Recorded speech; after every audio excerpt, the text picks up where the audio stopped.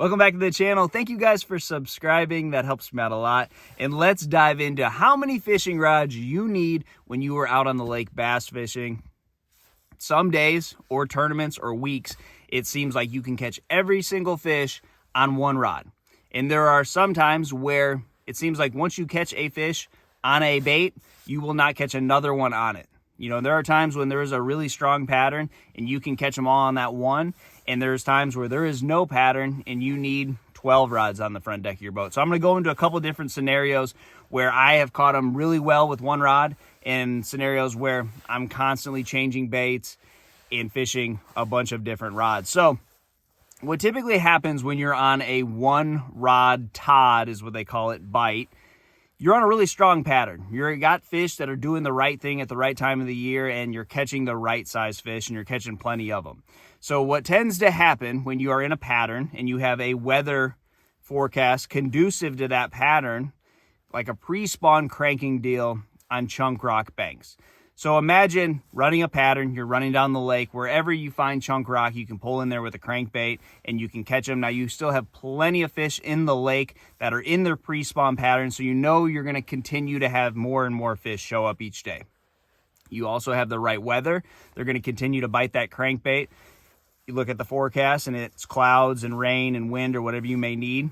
You can catch them with those conditions and you're catching the right size fish. You're catching plenty of females. You're catching those healthier, bigger fish relative to what everyone else is catching. So you know you're on the right deal. You can continue to run that till it goes away and catch them all on one rod.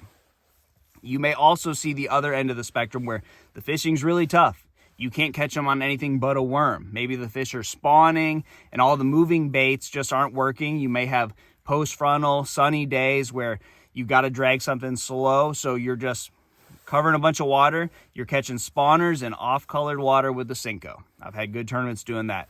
Then you may have situations where there is no pattern, you have no idea what's going on, but every time you pick up that big swim bait, you can catch a couple females.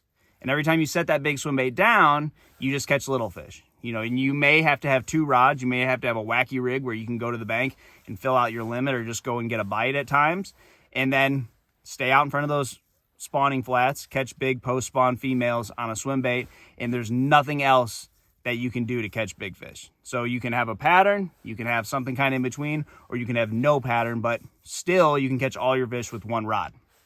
When you need a bunch of rods, that is typically because you have changing conditions, you have a changing phase. Maybe the fish are moving from the pre-spawn to the spawn or the spawn to the post-spawn, or maybe you just have a big weather condition where maybe you had floods where the water is mixing. You may have clear water mixing with dirty water, or maybe you have no current to current. So you got to change up because the fish are going to start feeding differently. They're going to start eating different things. And I think most people kind of get it wrong when they think, I just got to try every bait in my tackle box. You are putting the cart in front of the horse when you do that. You don't necessarily need to do that. What you need to do is figure out what they are getting off of and getting onto. So whatever they were biting before, figure out what they're biting now. And what I mean by putting the horse in front, or putting the cart in front of the horse rather, is that let's say your co-angler catches one on a crankbait. You are a stone cold jig fisherman. That's all you like to do. You like to fish a jig. You'll swim it, you'll stroke it, you'll drag it on the bottom, whatever it may be. But a jig is your deal. That's what you fish. Now, your co-angler catches one on a crankbait. You don't have to switch to a crankbait. You just have to switch to whatever let's say he is throwing a shad color crankbait. He's grinding it onto the bottom really quick. You just need to figure out a way where you can start imitating shad and start fishing that jig on the bottom quicker. So maybe you need to start hopping it or, reeling it faster instead of dragging it really slow, and switch colors. Switch from your craw colored jig to a white jig. So it's not always about, I got to learn every single bait. If you don't want to learn some of these baits, you don't have to. You just have to learn how to make what you like imitate all different types of forage you have in your lake. And what I see a lot of people mess up on, and this is something that I've messed up on a lot, is conditional type baits like this, like a lipless crankbait. This is a bait that you need wind to catch them on. So when you're trying to put the puzzle together, if you don't have wind, this puzzle piece will not fit no matter what. It's like looking for something in the dark without a flashlight. you're going to step on it before you're going to actually see it. And that's the same thing with these baits where they're very conditional. You need wind, you need clouds, you need stuff like that. There's no putting the puzzle together when you may not have the right ingredients. So you need to have those search baits that are going to work in all conditions, and then that's how you put the puzzle together. When you have those 12 rods, you might have 1 or 2 that are big fish hunters, but the rest of your baits need to be the baits where it's going to teach you something and it's going to work no matter what if there's a fish there. If there's a fish there and it's a calm sunny day and they're eating bluegills and the water's 55 degrees, they're probably going to bite this bait.